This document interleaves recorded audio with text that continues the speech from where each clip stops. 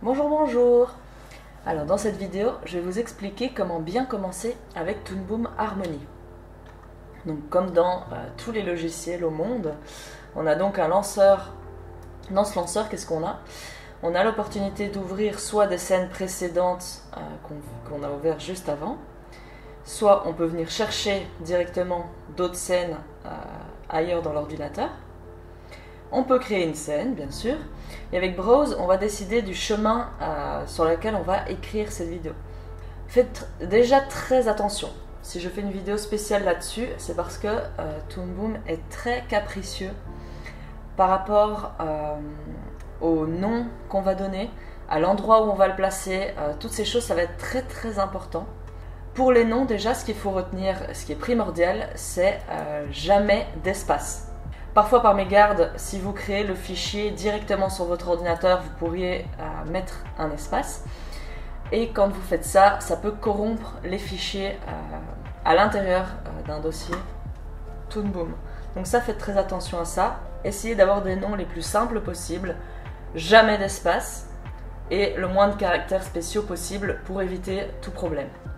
Ensuite, ce qui va être très important, c'est de choisir un bon chemin pour mettre sa scène, parce que Toon Boom de nouveau est assez capricieux. Si par exemple vous ouvrez une scène depuis un serveur qui est protégé, sur lequel vous ne pouvez pas écrire, par exemple un serveur de l'école où vous venez chercher une scène, vous pourrez ouvrir la scène depuis le serveur, sauf que du coup le logiciel va vous laisser penser que vous pouvez enregistrer, sauf qu'en fait il va corrompre vos fichiers et vous risquez plus tard, quand vous rouvrirez votre scène, même si vous l'avez sauvegardée après sur un autre serveur ou sur un disque, quand vous allez l'ouvrir, vous avez un très gros risque que Toon Boom ait supprimé plein d'images dans votre scène.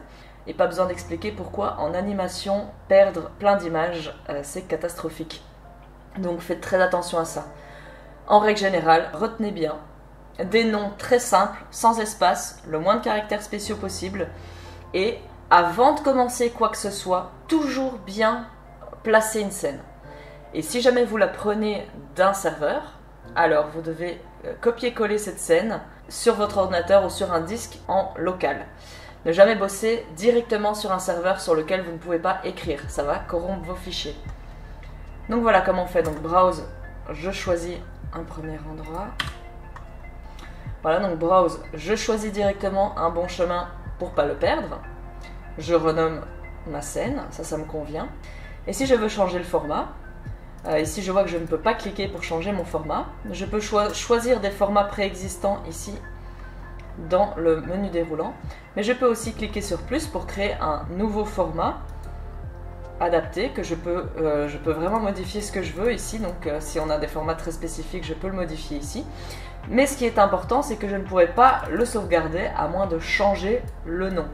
Donc je dois d'abord changer le nom avant de pouvoir appuyer sur créer et choisir un format spécifique.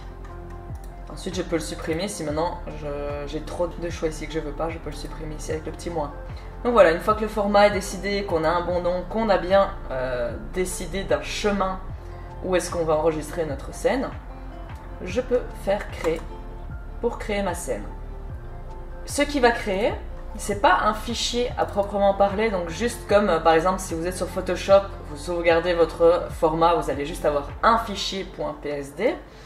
Ici, étant donné que c'est un logiciel très complet et avec lequel on peut faire de l'animation traditionnelle, de l'animation cutout, on peut faire aussi juste du dessin, on peut, même si c'est pas forcément adapté pour ça, on peut dessiner, on peut faire du montage, du son. Donc ici, ça va être des dossiers beaucoup plus lourds. Donc ici, ce qu'il va créer, c'est un dossier de scène, c'est pas un fichier scène. Donc vous voyez ici, c'était mon dossier pour ranger mes choses. Et ici, j'ai mon dossier scène. Donc ça va être très important.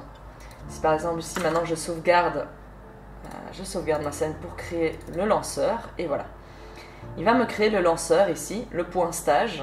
Ici, ça c'est le lanceur pour lancer le logiciel. Mais c'est absolument primordial de toujours bien avoir le dossier. Si par exemple vous voulez prendre une scène quelque part, ça ne va pas suffire de prendre juste le lanceur. Il lancera le logiciel mais il n'y aura rien dedans. Donc si vous voulez bien prendre une scène qui comporte par exemple des décors, qui comporte des animations, qui comporte tout ce genre de choses, il faut toujours bien prendre le dossier. Le lanceur, ça ne suffira pas. Donc voilà, assez parlé pour lancer le logiciel, maintenant on est dedans. Ce que je peux observer dans un premier temps, c'est que Toon Boom est absolument modulable. On peut modifier absolument toutes les fenêtres. On risque de se faire avoir assez souvent quand on perd une de nos fenêtres ici. Toujours penser qu'on peut réduire, rouvrir chaque petit morceau ici du logiciel. On verra ça au fur et à mesure, hein. Tout ce que sont chacune des boîtes, chacun des onglets, on verra ça au fur et à mesure. Pour l'instant, ce qu'on peut retenir, c'est que voilà, Toon Boom est modulable. Si par exemple, ici, ce panel-ci, on va dire par exemple, voilà, on a un petit panel, on n'aime pas l'avoir ici, on préfère travailler ici, on peut cliquer droit, appeler ce panel ici, une fois qu'il est ici, je peux le bouger, voilà, ailleurs. Donc pour l'instant, c'est un peu...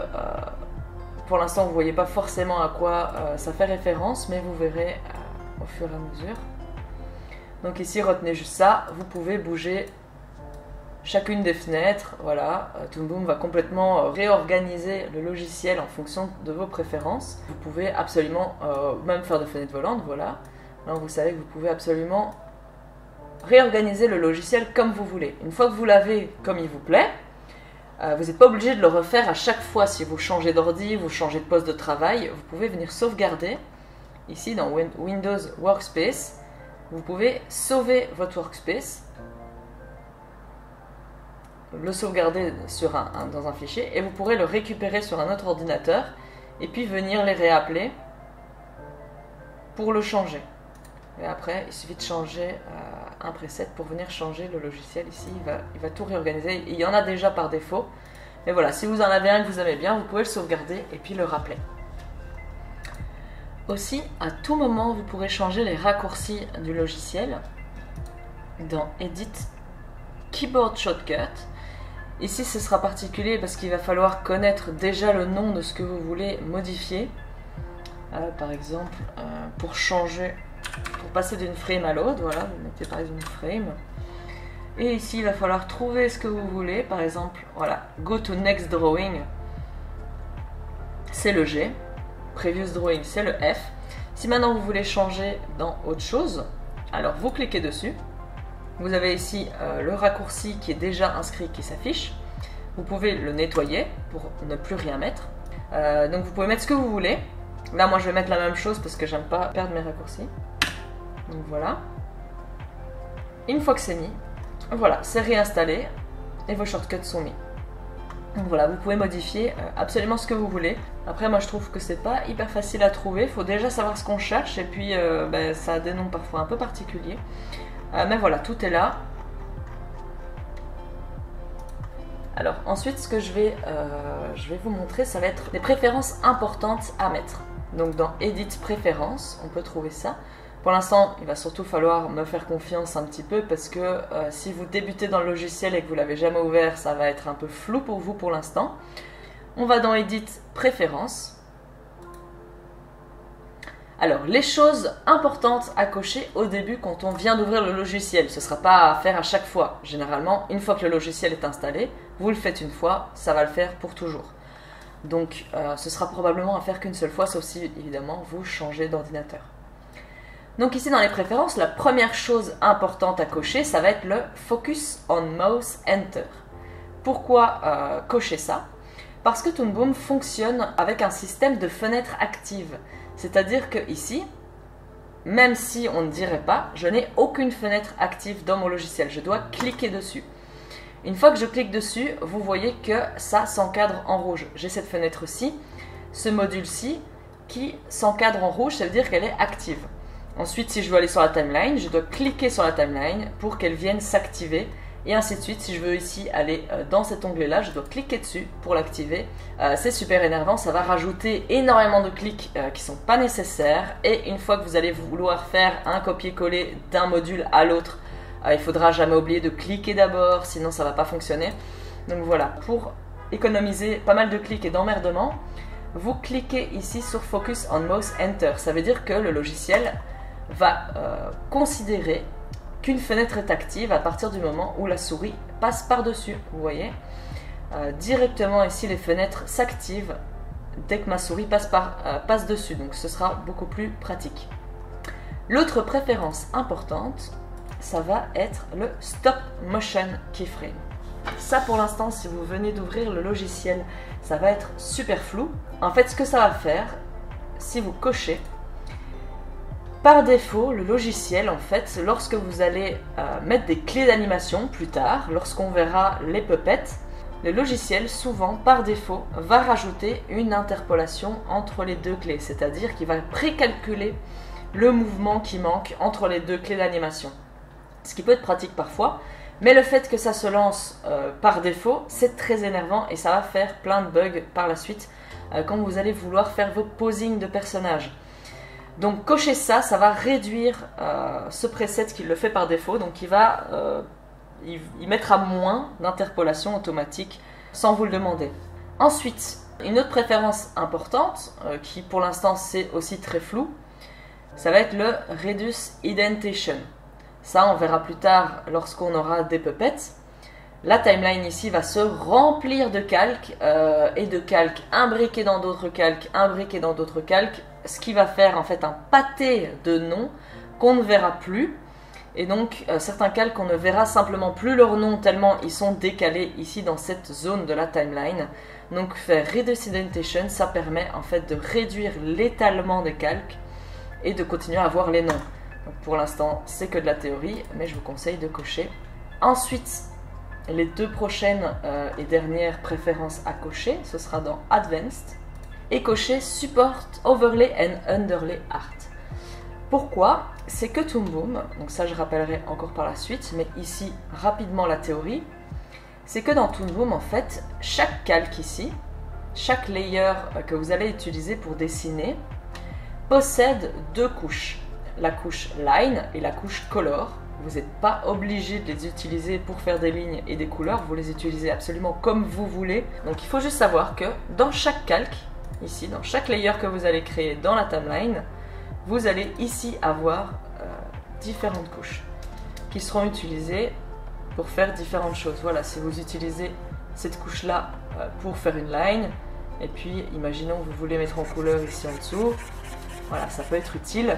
La seule chose que fait cette préférence que je voulais vous amener, c'est qu'en fait ça va vous permettre d'avoir des couches supplémentaires. Donc ici vous avez juste la couche L et la couche C. Quand vous allez cocher Support Overlay and Underlay Art, ce que ça va faire, c'est que ça va rajouter deux couches supplémentaires.